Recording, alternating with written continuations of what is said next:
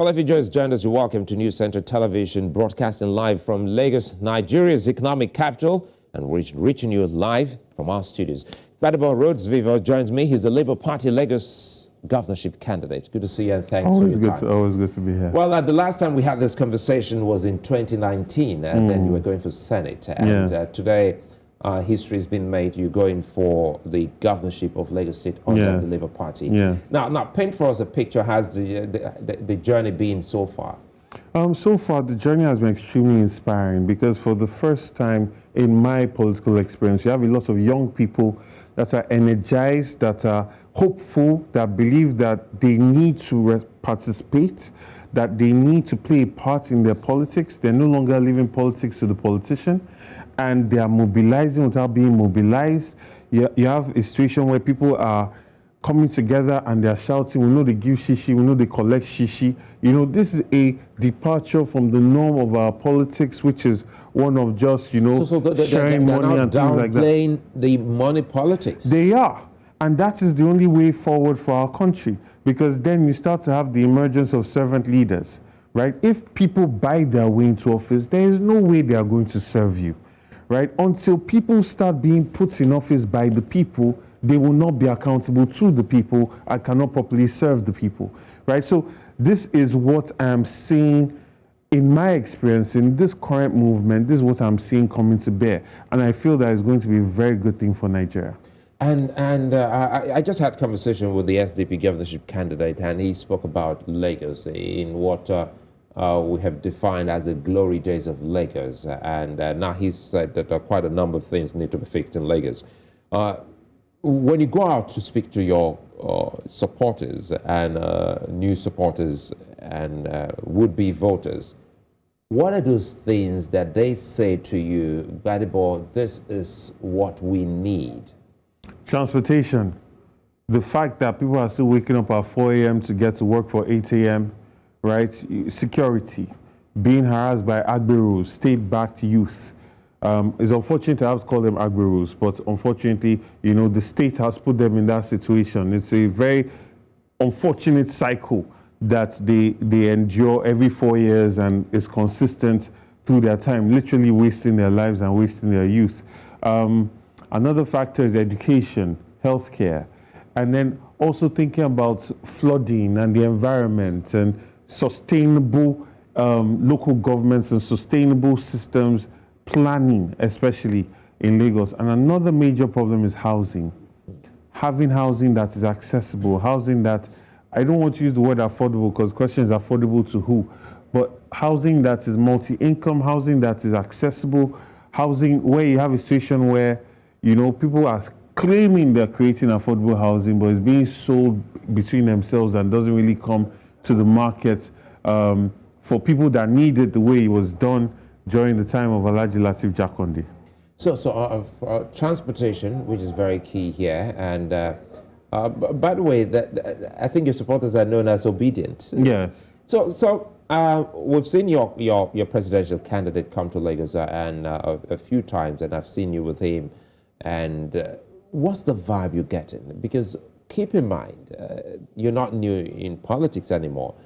Sometimes you have a lot of following, and it doesn't translate into votes on election day. Definitely. So is that a worry for the Labour Party? No, you see, this following is a different type of following. This is a following that's not motivated because money has been shared or money will be paid. These are people that are mobilizing by themselves. They are printing their face caps and T-shirts by themselves. They are organizing and having meetings to push this aspiration forward, to push for this new Nigeria by themselves, right? So it's a situation that they are already stakeholders. They are driving the process. So it's a situation where it will definitely reflect in the votes that are going to come out in the elections. And for Lagos and your party, are there others who are also running for office? Oh, yes. Because for now it looks as if Peter Obi, Gbadebo Rhodes, your senatorial candidates, how are they doing also on the field? So because of the process of all of this, we successfully got a court order to compel INEC to open the portal. So all our House of Rep and Senate candidates have been submitted to INEC. They're going to be published in a few days, but we all know our House of Rep and Senate candidates now. We have a full flush of State Assembly candidates as well. So, but this is coming in these recent times. So they're getting themselves together, and I'm sure you start to see a lot of campaigning from December. No, let's talk more about politics. Does this talk about, sometimes once you campaign in an opposition state, because as it is now, the Labour Party is the opposition, one of the opposition in Lagos. Yeah. Do you have issues with campaigning? For instance, paying for billboards, posting, posters and the likes. How is it going for you? Are you having a free hand, some kind of legitimate support from the agencies of government in Lagos State? No, I won't say you don't expect to have a free hand, right? People have complained about having problems getting billboards. Well, I say to people, even if they give you billboards at a certain price, they're probably giving it to the ruling party for free. So you should think about a better way of spending your money, right? Posters will always be covered, ripped off, thrown away, but that's all part of the process. I'm not trying to out-Goliath. I'm trying to be David in this story. And our campaign, our timing of it, the surge of it is going to come with that David strategy, right? We're not trying to out APC, right? So I'm not looking at billboards. I'm looking at how can I get directly into your heart and mind? And how am I going to do that efficiently? Because at a certain point, right, those billboards are there, but your mind starts to see past it, right? So then we're living in a new world. We're living in a new age compared to like how people were campaigning 1999 to 2015. So we're taking advantage of those technologies that are available for us and reaching the people that we need to meet.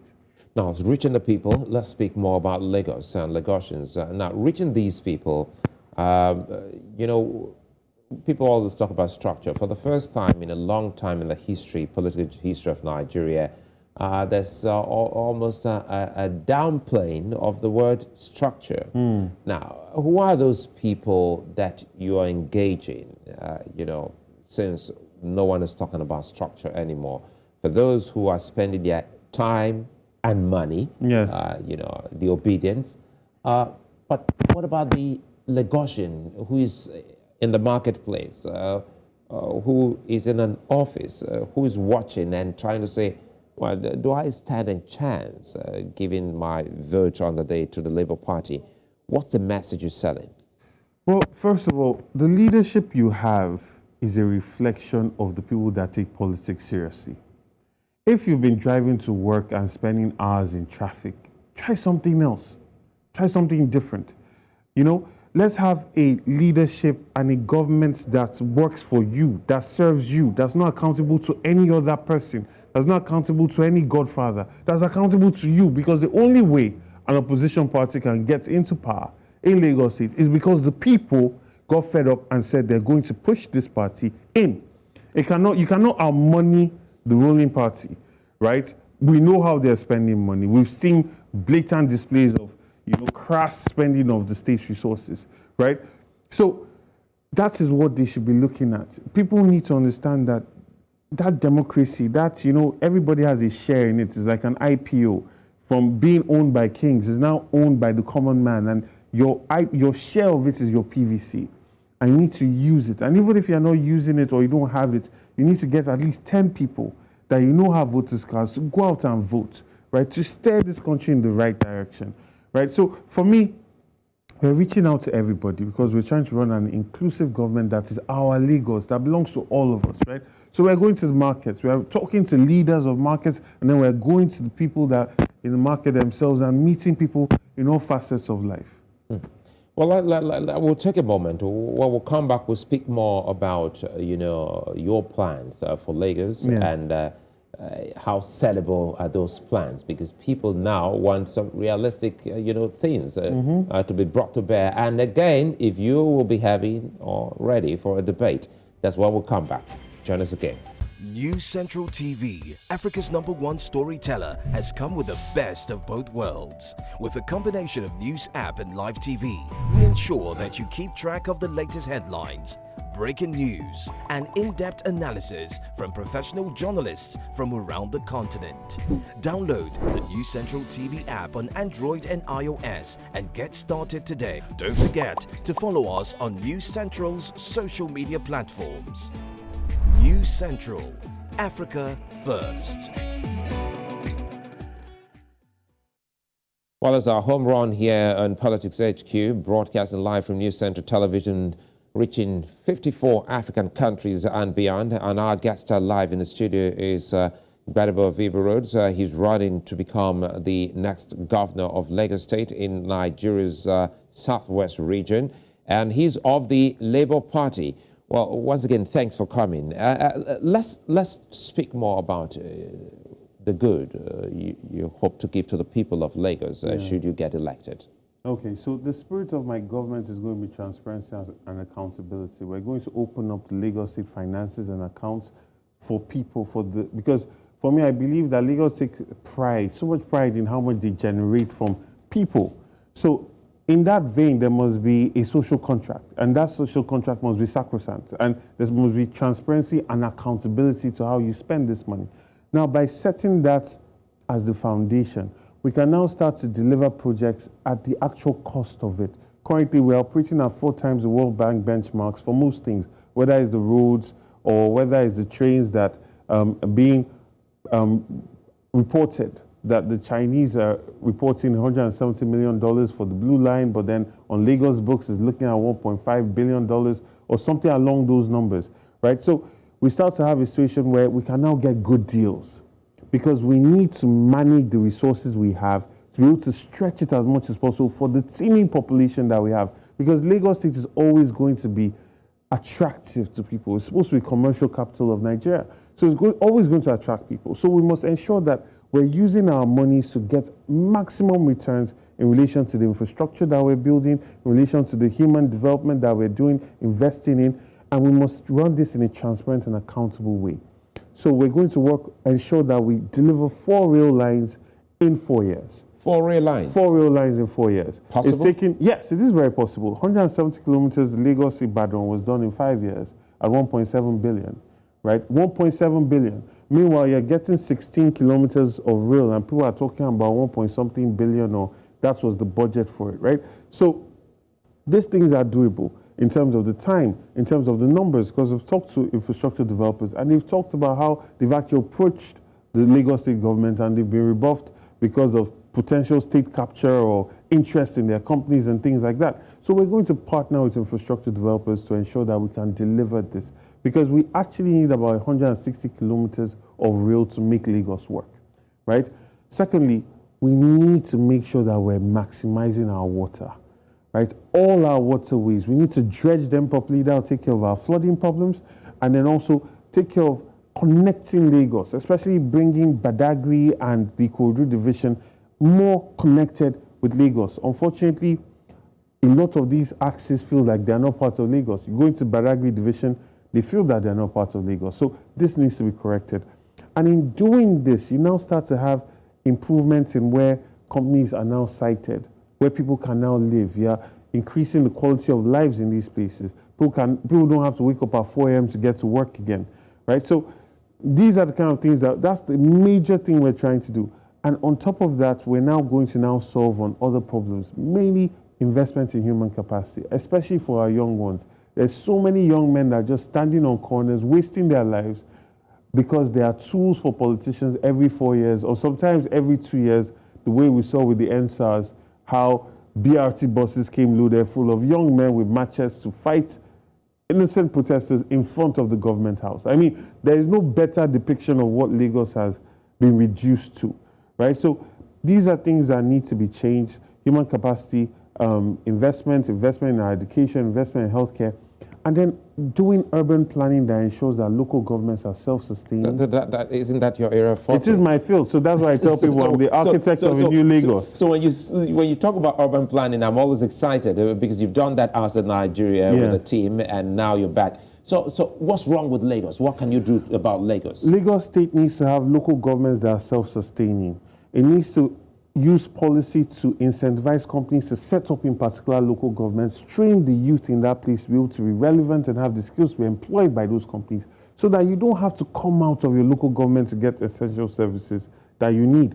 Hospitals need to be present. Primary healthcare centers need to be present. There are so many communities in Lagos State that don't have access to these things, right? So self-sustaining communities that take advantage of their comparative advantage, whether you're looking at aquaculture in Ekpe or tourism in Badagry, or, looking at the mainland as a tech hub, which is lip service is being paid to it, but a lot more can be done. So in other words, some of these regions we can use the natural resources, the potential, yes. To develop some special, sectors. That acts as a magnet that pulls people there. And then by having proper transportation and mass transit connecting the entire state, you can actually start to have self-sustaining local governments. But aren't you bothered? This is not the first time we've had people speak eloquently, fantastically about the things. And they say when finally they get in there, aren't you worried? Should you get in there?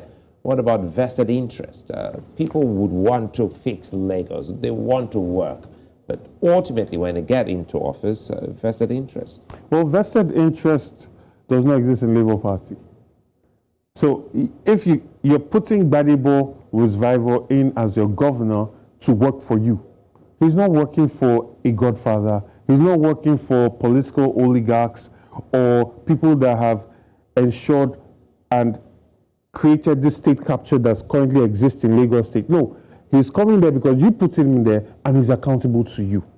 So we have a situation where the resources of the state, and like I said, will be run transparently and accountably, right, to ensure maximum return for the people. So I don't have that encumbrance of I need to pay this amount of money to this person and I must run our waste management system this way so that these people will be happy. No. I must run everything so that the majority of Lagosians will be happy. And, it sounds tricky, but somehow even looks somehow, let down. But people would want to be asking questions as, do you have a bunch of guys, call them thugs or whatever, do you have political backers in neighborhoods for you? I see you put a smile on your face because it looks like for you to be a politician, you need... I know, it's the unfortunate narrative that this particular ruling party, and also, parties where they've run politics a certain way, and we're trying to change this. We're trying to create a new kind of politics. But we are going to have resistance forces. We're going to push back against any sort of voter intimidation all across Lagos State down to the wards. We're not going to allow people to intimidate or bully anybody. And your supporters, when you interact with them, are they registered supporters? Oh, yes. I'm talking about people who have their voter cards. Yes, a lot of people registered. Now, there's a lot of funny games that local governments are playing, and we're watching, and we're going to react when time comes. We're giving them some time of grace because they've said they're going to start giving out the voters' cards this month. There's a lot of delay going on, but we're observing, we're watching. And November is gone already. November is gone already. And you know that less than 16% of people come out to vote in Lagos State. So you have about 84% that have voters' cards that don't participate in elections. So I tell people, even if you cannot get your voters' cards, ensure that the 10 people that you know that have those cards come out and vote. For that one that they deny you, repay them with 10, right? That is the only way. Because eventually, when the people start to determine the person that leads them, that leader will be accountable to the people. So what do you think about having a debating culture, political debates? Because the last time people felt that in Lagos was the time of Fashola, when he was coming in as governor. Ever since, there's never been a debate leading to a governorship election. Are you looking to? I am looking forward to debates. I am looking forward to it. I believe that a leader must sell himself. You must show you have intellectual capacity. You must show that you have empathy for the people. You must show you are abreast of the issues and the pain points that you want to go and fix. right? The idea that you can just sit down somewhere and buy your way into office, we need to change that. We need a situation where people can look and see and say, I like that person. I feel he's going to push my interests and he's going to work for me. He's going to serve me.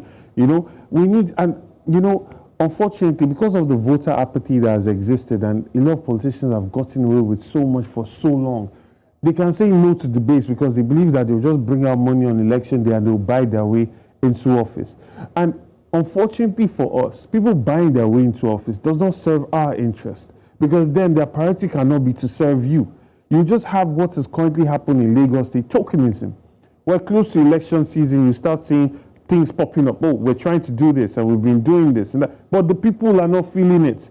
People are still in 4 hours traffic every day. Children are still in school sitting down on the floor. There are many riverine communities that have not had electricity connected or even have primary healthcare centers, right? The inner roads of our state are all a mess. Even in Ikoyi, to get here, I had to go to a messy road in Ikoyi. Our local, and for some reason, the State Assembly of Lagos State keeps voting against local government autonomy. And the only way our inner roads and our states and system of government can work properly is when we have visionary local government chairmen. I think it's a fine place for us to leave it for now. We do hope that we'll be having another conversation. Anytime. I'm always here. Gbadebo, many thanks for coming on the show. Thank you. Pleasure. Well, still to come, we'll give you something to chew on when we come back looking at the court. Stay with us.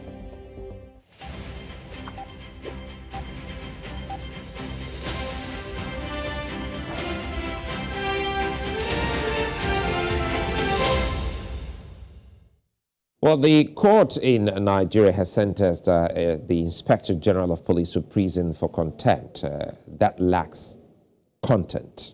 And Nigerians joke to the law now. Well, the other day, a court of law also sentenced the Economic and Financial Crimes Commission chairman to some month in prison. Now, both men are still walking free today. Of course, they're not ordinary Nigerians who are always the victims of the extended hand of the law. The Inspector General of Police is unfortunately probably above the law in Nigeria today. You can't hold him, and tomorrow he resumes his duties in his position while we wonder what the Nigerian judiciary has become. When public office holders go to court, Nigerians lose faith. Well, the powers of the center in Nigeria seem above all, and only the president can stop these shenanigans. It's high time the Nigerian president made a move, if not ever, as a mark of respect to the court. And now, well, that's it on the court. Many thanks for being such nice company. I'll see you again. I'm Sulaiman. Bye-bye.